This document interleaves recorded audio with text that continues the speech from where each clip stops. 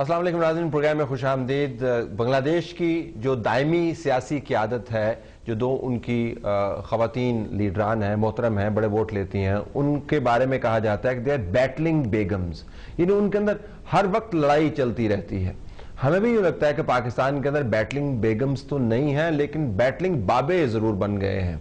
अगर आप मिर्ज़ा साहब और एमक्यूएम की महाजराई देखें तो लगे कि पाकिस्तान के अंदर शायद इस लेवल पर यह बात जायज़ है, लेकिन कल से लेकर आज तक मियां मोहम्मद नवाज शरीफ और आसिफ अली जरदारी साहब की तरफ से भी बयानात की भरमार है। मियां साहब ने हुकूमत पर शदीद तनकीद की और कहा कि मुल्क डूब रहा है। जरदारी साहब ने उनको कहा कि आप होश के नाखुन लें, आप सैलाब ज़दगान की मदद करें। ये वो लीडरान हैं जिन्होंने मुल्क चलाना है। हमारा तो ख्याल था कि जब मुल्क के ऊपर सख्त वक्त पड़ता है तो क़यादत अपनी ज़ात से, अपने तासुबात से ऊपर उभर के सामने आती है, लेकिन यहाँ पर तासुबात रीइंफोर्स आते हुए नजर आते हैं। हमें आज इस मौजू में बात करेंगे कि ये बैटलिंग बाबे जो हैं ये पाकिस्तान को बचा पाएंगे या नहीं। नफीसा शाह साहब हमारे साथ मौजूद हैं, पीपल्स पार्टी की तरफ से, उनके मशहूर हैं।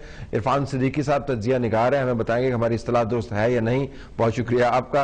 और नाज़रीन, हमारे पास डॉक्टर फरीद पराचा साहब जमात इस्लामी के डिप्टी सेक्रेटरी जनरल, वो भी टेलीफोन के ऊपर ज्वाइन करेंगे।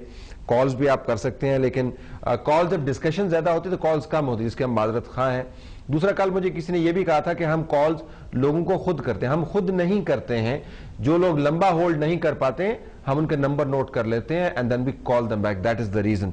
Late me ask you Nafisa साहबा, जरदारी साहब आज खुदा खुदा करके फील्ड के अंदर नजर आए, बड़ी खुशी हुई हमें। माशाल्लाह पता चला कि प्रेसिडेंट साहब ग्राउंड पर मौजूद हैं, लेकिन उस मौके के ऊपर जो बयानात उनकी तरफ से आए उसमें कहीं पे लगा नहीं कि कोई फराख दिली है, कोई मुल्क के बड़े मसाइल की बातचीत की है। नवाज शरीफ साहब के ऊपर उन्होंने डार्ट्स फेंके। ये क्या पॉलिसी है?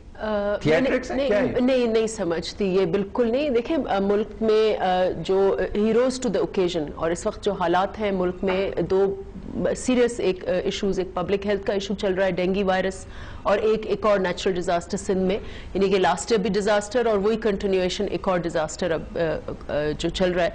तो उन्होंने उनको यही कहा कि हम इंस्टेड कि हम इस किस्म की बयानबाजी करें या महाजारी करें जिसका आपने जिक्र किया, उन्होंने कहा कि let's rise to the occasion और आप आएँ। उन्होंने तो एक बहुत अच्छा उनको जेस्चर दिया कि आप आएँ और सिंध में आके सैलाब ज़दगान से आप मुखातिब हो और हम इस चीज़ को आगे बढ़ाएं। तो मेरे ख्याल से उन्होंने एक एजेंडा सेटिंग की कि हम इस बयानबाजी, ये जो पॉलिटिकल बयानबाजी है, उससे निकलकर हम मुल्क के जो इस वक्त हकीकी मसले, और सियासतदान वही होता है जो पिन पॉइंट करे कि इस वक्त लोगों की रिक्वायरमेंट क्या है।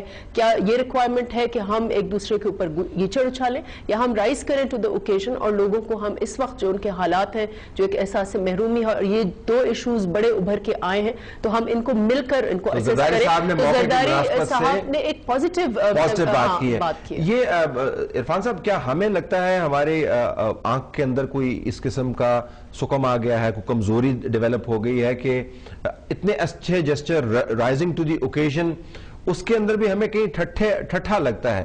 तो वो हमारी आंख की खराबी है, नजर की कमजोरी है, या वाकईतन कहीं तंज है, कहीं पर तानाबाजी हो रही है?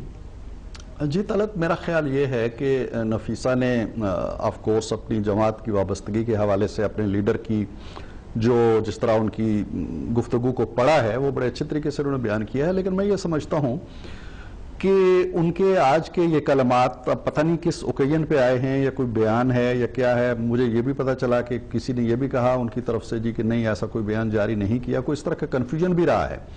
बट एनी हाउ, अगर ये बातें उन्होंने कही भी हैं, और दो चीज़ों का उन्होंने हवाला दिया है, सैलाब का हवाला दिया और डेंगू वायरस का हवाला दिया, ये तो मसाइल हैं, पैदा हो गए हैं और बहुत बड़े मसाइल हैं, और इनका मुकाबला मेरा ख्याल है इंतजामिया कर ही रही होगी। सिंध में भी कुछ कर रहे होंगे, लाहौर में भी कर रहे हैं, but these are not the basic issues. Pakistan जिन मसाइल में घिरा हुआ है पिछले 3.5 साल से, और उससे पीछे अगर मुशर्रफ साहब का भी दौर शामिल कर लें, तो ये डेंगू वायरस और ये सैलाब और ये जलजले, ये चीज़ें तो शायद हम बहुत पीछे छोड़ आए हैं, उनसे बहुत आगे निकल गए हैं मुल्क के मसाइल और प्रॉब्लम्स और गंभीरता जिसे कहते हैं ना जी। یعنی انہوں نے کہا جی کہ اس سے جو بادی النظر میں یا بین السطور میں لگتا تھا کہ انہوں نے یہ بھی اشارہ کیا کہ کہیں آپ بھی کسی کھولی میں پڑے ہوں گے اور میں بھی کسی کھولی میں پڑا ہوں گا، ملاقات نہ ہو یعنی جیل کی کسی کوٹڑی میں آپ پڑے ہوں گے اور میں بھی پڑا ہوں گا اور رابطے بھی نہیں ہوں گے ہمارے، اور شاید میں آپ کو اپنی کھولی میں بلا بھی نہیں. وہ لیاری جیل کا شاید حوالہ دے رہے تھے جب ایک ہی وقت میں یہ دونوں وہاں جمع ہو گئے تھے لانڈی جیل میں. تو انہوں نے ایک طرح سے مارشل لاء کے خوف کو بھی اس میں ظاہر کیا ہے، واضح الفاظ کے اندر نہیں، اور یہ خدشات موجود رہتے ہیں. یہ کوئی ایسا لیکن اس کو مطلب پرفارم کرنا چاہیے نا، آپ ڈیلیور کریں. پھر ایگزیکٹلی میں اسی طرف آ رہا ہوں کہ ڈنگی وائرس کی وجہ سے مارشل لاء نہیں آئے گا کہ جی آپ مچھروں پہ قابو نہیں پا سکے لہٰذا ہم آ رہے ہیں. سیلاب کی وجہ سے مارشل لاء نہیں آئے گا کہ آپ لوگوں کو ڈبو رہے ہو ہم آ کے بچائیں گے. وہ تو بیچارے بچائے رہے ہیں، فوج پہلے بھی کام کرتی ہے. جن وجوہات کی وجہ سے جمہوریت کو خطرات لاحق ہیں ان میں شاید یہ دو وجوہات سرے سے شامل ہی نہیں ہیں جن کا ہوا انہوں نے صدر صاحب نے آج کھڑا کیا ہے. وجوہات کچھ اور ہیں. وجوہات یہ ہیں کہ کرپشن کو ہم نہیں روک سکے، چاہے آپ اس کو اپوزیشن میں بھی شامل کیجئے، حکومت کو شامل کیجئے. وجہ یہ ہے کہ عدالتی فیصلوں پہ پوری طرح عمل نہیں کر سکے. وجہ یہ ہے کہ گڈ گورننس کو یقینی نہیں بنا سکے.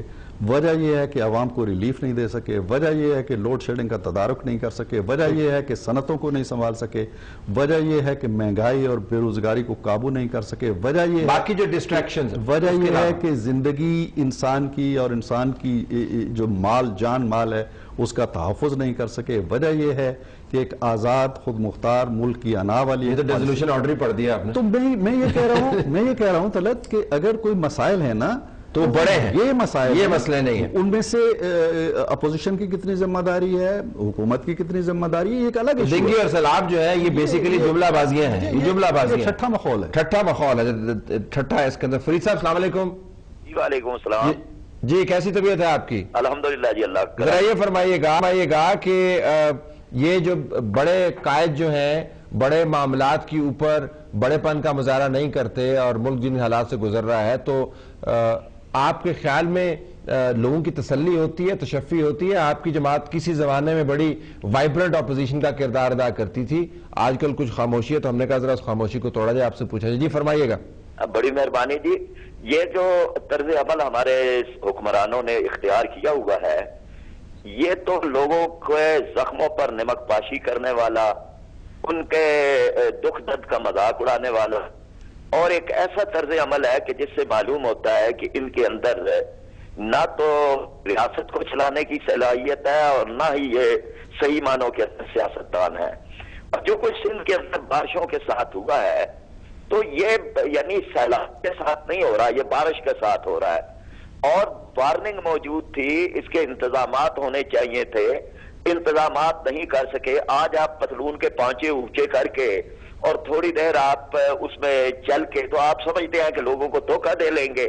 معاملات بڑے سنگین ہیں، اور جیسے کہ ابھی اسپیکر صاحب فرما رہے تھے تو یہ تو بہتر ہے، یعنی لوگوں کے دل تو غم اور غصے سے بھرے ہوئے ہیں، وہ تو تنگ آمد بجنگ آمد پہ پہنچے ہوئے ہیں.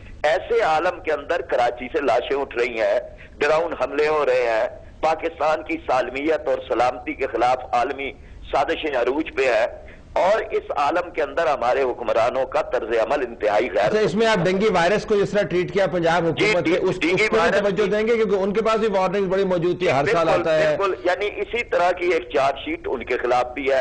اور ڈینگی وائرس سے یعنی اب بے بسی کا عالم یہ ہے کہ اب بتا رہے ہیں کہ جو ہمارے پاس ویکسین ہے وہ بھی 2 نمبر ہے، یعنی جب کہ لوگ مر چکے ہیں، ہسپتال بھر چکے ہیں.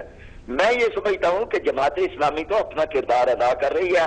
ہم پارلیمنٹ میں نہیں ہیں لیکن سڑکوں پہ ہیں، اور ہم اپوزیشن کی بات تو ہم ہی کر رہے ہیں. چلیں اس کے اوپر میں آتا ہوں کہ جماعت اسلامی کا کیا کردار ہے، لیکن آپ نے نقطہ جو اٹھایا، اب نفیسہ اس کی طرف آتے ہیں کہ یہ شعبدہ بازی متصور ہوتی ہے اپنی طرف سے جتنا مرضی سنسیر بات کر بھی رہے ہوں، جو سکیل آف کرائسس ہے، سکوپ آف کرائسس ہے، وہ اس سے کہیں بڑھ کر ہے. ٹیلی ویژن کے اوپر اچھی خبر بن جاتی ہے، پریزیڈنٹ صاحب جو سڑک میں موو کرتے ہیں، کیمراز بھی ان کے ساتھ ہوتے ہیں، تصویر اچھی ہے، لیکن اس سے ملک کی تصویر تبدیل نہیں ہوتی.